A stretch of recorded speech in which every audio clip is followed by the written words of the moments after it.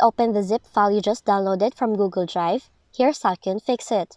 Now, the first thing you should do is try extracting another zip file on your PC and see if that works. But if that did not work, restart the Windows Explorer process by opening Task Manager, go to Processes tab, find Windows Explorer, then select Restart. Now, another possible solution is to extract the zip file with the command prompt. To do it, open Command Prompt with admin rights, paste the following command, and hit Enter to unzip your file. Just make sure you replace the file name with the actual name of your zip file, then press Enter. Lastly, use a third-party file extraction tool. You can search and download any other file extraction tool from your browser, just like this one. Then install the application and run the zip file on this tool.